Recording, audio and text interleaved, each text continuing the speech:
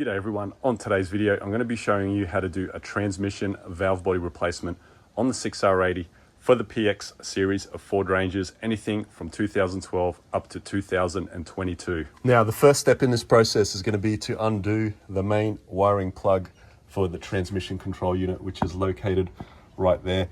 And as you can see, there is a little tab right there. All you have to do is just push that tab up. Obviously with this one, if it's a little bit tight, just get a screwdriver in there and just slowly, gently lever it up, and that should go up.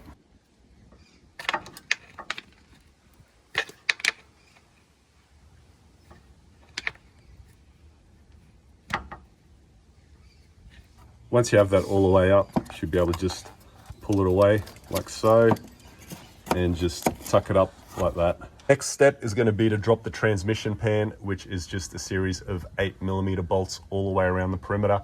I've already covered this in a previous video, so I'll throw the link in the top right hand corner. But when I jump back in, I'll show you how to take the valve body off. Okay, next up we have a series of T30 Torx bolts. Now I'll just quickly run over them. So you got 1, 2, 3, 4, 5, 6, 7, 8, and then down here you've got 9, 10, 11. So only undo the T30s. You can see there is a whole bunch of T27s as well. Only undo the T30s, and you can tell which ones are the T30s because they got like the slightly bigger head on them than this one here, for example. So that's how you recognize which ones you take off, and there's 11 of them. Don't take all of them off. So next up, we're going to pull this little tab down, and there's a little button at the back of it, which you can see I'm pressing now. It's just a matter of just pushing that button down and pulling it down. Okay, once you have that tab down, there is a case connector here that'll just pull straight out like that, and take that out and remove it. So I'm about halfway through pulling all the bolts out, and you'll notice that once you start undoing them, you'll get more fluid coming down. You'll probably have to stop and just let that fluid drain down. These bolts down the back here, they're slightly shorter, and just make sure you leave one of the big ones in the middle till right at the end, so you can actually just grab it with your hand while you take that last one out, so it all comes down in one piece. Otherwise it's just going to drop down on you if you're not prepared for it. Okay, I've got 10 bolts out. The only one that's holding it in is this one here, so that's the final one to come out, and the valve body will be all good to come out.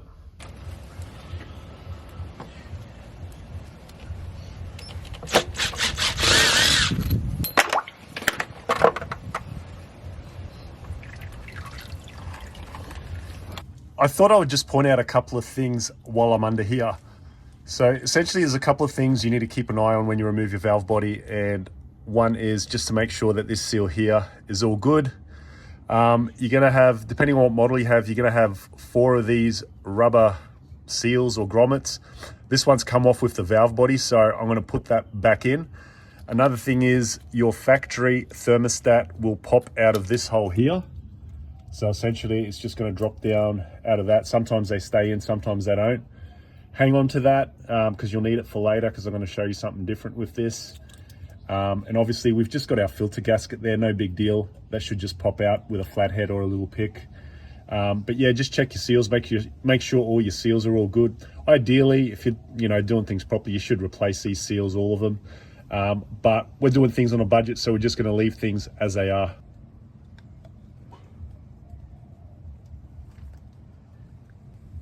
There we go, good as new.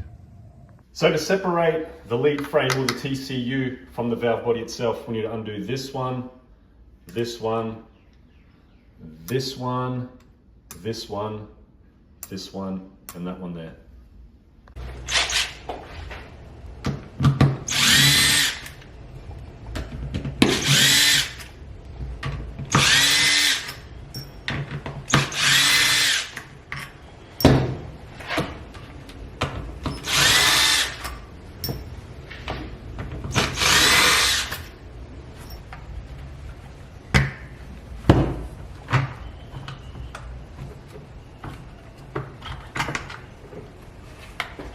Just have a look at that build up there. I'm not sure if you can see it, but that there, it's not good. So there's a bracket here. that holds the solenoids in. So it's just a bunch of T27s all across there.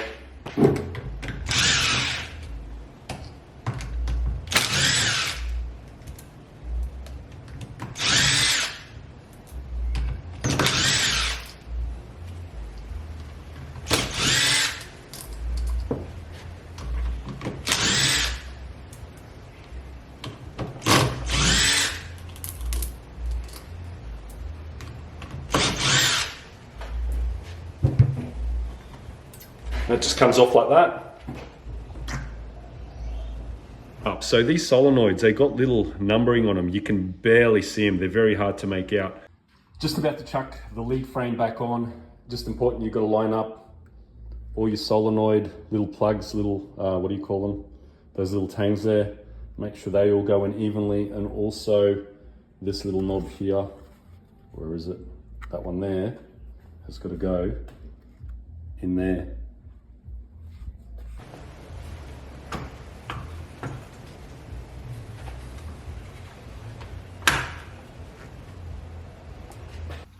Now, that is what I was talking about there. Make sure it's all in properly. All right, so keeping in the theme of budget for this video, I'm going to use the factory thermostat and flip it upside down and use it as a bypass valve. So essentially, I've just put a bit of assembly grease on there. You can't use wheel bearing grease. It's got to be assembly grease because it breaks down easy. And essentially, all we're going to do is just send it up there like so, and hopefully it's going to stay up there for us, which it is.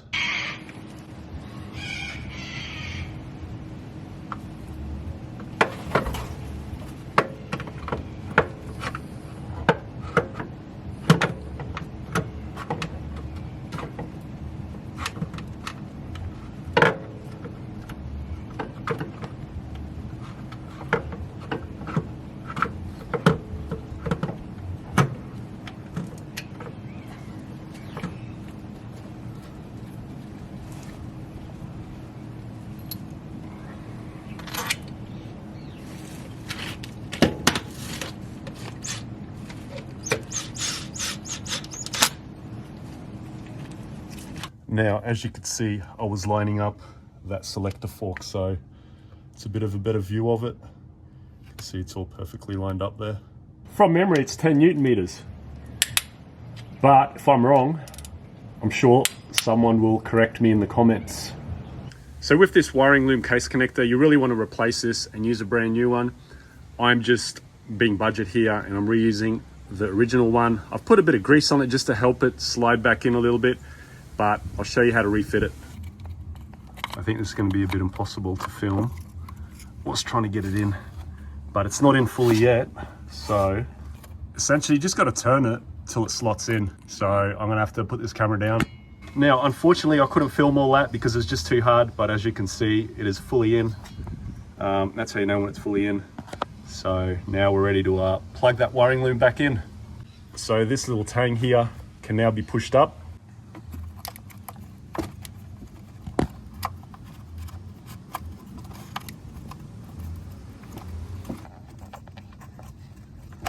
Might need two hands here.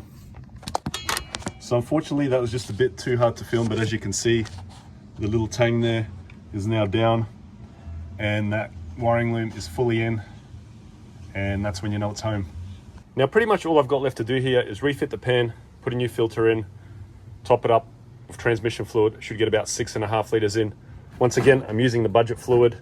We are on the home stretch now. Transmission pan is on, just filling it up with fluid now, and pretty much almost ready to fire it up and check the level. So once you have your new valve body installed, you will need to program the valve body strategy number into the computer of the car, and I'm going to show you how to do that.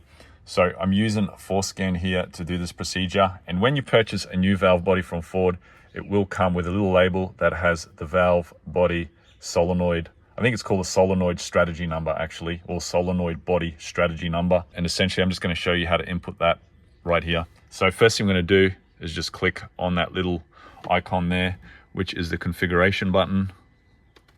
Next up, I'm using the second menu down, which is a transmission characterization update. And I'm going to click on this little play button down here. See right there. So now it's just telling me a bit of information about the transmission characterization update. Just want to click OK here. And now we're going to choose the transmission, which is the 6R80. Click OK. Now I'm going to flick my little controller to the HS cam position, which is on the right hand side here. And click OK. All right, so here we have the current solenoid strategy number, which is 061123154856. And we have the current solenoid body number, which is 18CC429E3. Essentially, with your new card, it's going to be different to what we have here. I haven't actually changed the valve body. I put the factory valve body back in simply because my parts haven't arrived yet. So I'm just doing this video for tutorial purposes. But anyway, you want to click on the update solenoid strategy number and just click OK. And here is where it's going to tell you to enter the new solenoid strategy number. So all that you're doing here is copying and pasting that number off that label that you have for the solenoid strategy that came with the new valve body. And then you're just going to click OK. And then you'll follow a couple of other little steps, which it'll guide you through. And that's essentially how you enter that new solenoid strategy number into the system of the car. The big moment of truth. Does the car run and drive?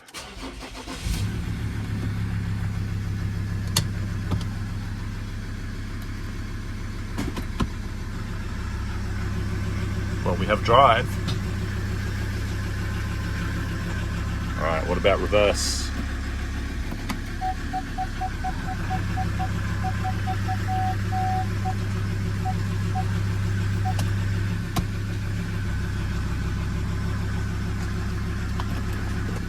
So that's pretty much a wrap up for this video. I will do another video of when the actual Alibaba valve body arrives, and I will throw that one in to see if it actually fixes this transmission, because at the moment, as you know, the current valve body is no good. So that's why I've been waiting for the Alibaba one. But until next time, I'll see you guys later.